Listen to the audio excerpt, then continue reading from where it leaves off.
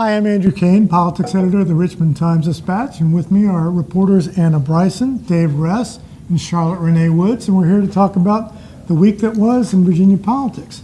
And right now, we're supposed to be having adjournment a week from tomorrow, and we'll see if that actually comes to pass. Right now, I'm sort of reminded of the old Rick Bragg memoir that he called All Over But the Shoutin'.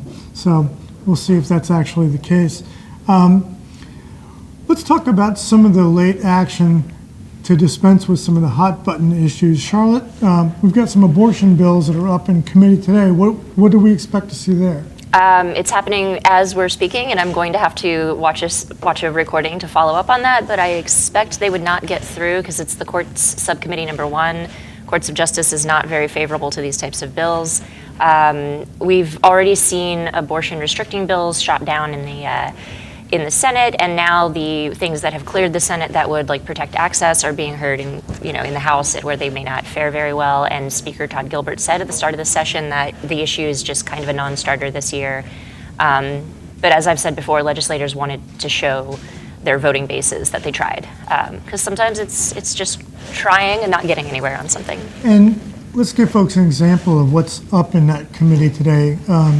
Senator McClellan's measure is up today, right? Yes, so she has a proposed constitutional amendment that would protect abortion access within the state code. Charnel Herring has a version in the House, and this week Delegate Marcus Simon introduced a rule change that has to be read several times before it can be voted on that would force a vote on some of the abortion bills that the House hasn't reviewed yet, which includes Herring's similar constitutional amendment along with a Youngkin-backed 15-week ban bill. I see. Okay. Anna, we've also seen some legislation dealing with education that's been killed off this week. It seems like both sides are sort of clearing the decks. Some of it had to do with transgender students. Mm-hmm. The last two bills that had to do with transgender students were killed this week. There was the athlete bill, which would have effectively banned transgender athletes from both K-12 schools and the collegiate level from participating in sports on the teams that align with their gender identity. The other one, LGBT advocates called it a forced outing bill, which basically if a student told a teacher that they were identifying as transgender, the teacher would then have to notify somebody and the parents would be notified. People on the other side, of course, say, well, hey, it's our kids, we deserve to know what's going on with them. Right. And regarding education, you also saw signs this week where a bill that seemingly had bipartisan support was defeated, had something to do with education.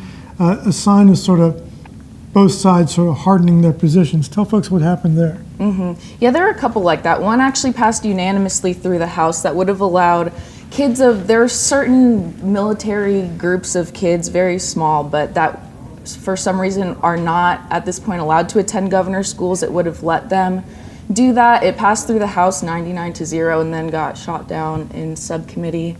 Another one had to do with canines. It would have fixed some guidelines for school divisions to contract with non-law enforcement canine teams, and that was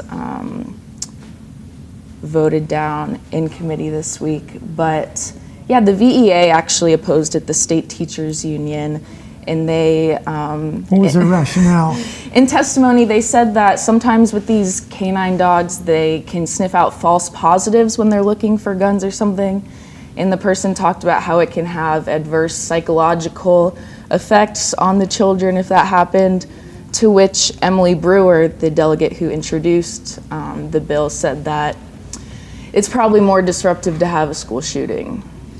And so what we're seeing here, the big picture, of course, is that both sides are sort of digging in, and there have been allegations from Democrats and Republicans that their bills are getting defeated out of spite at this point, as both sides harden their positions. Dave, you've seen some examples of this as well. Yeah, well, we had a couple. Emily Brewer had a bill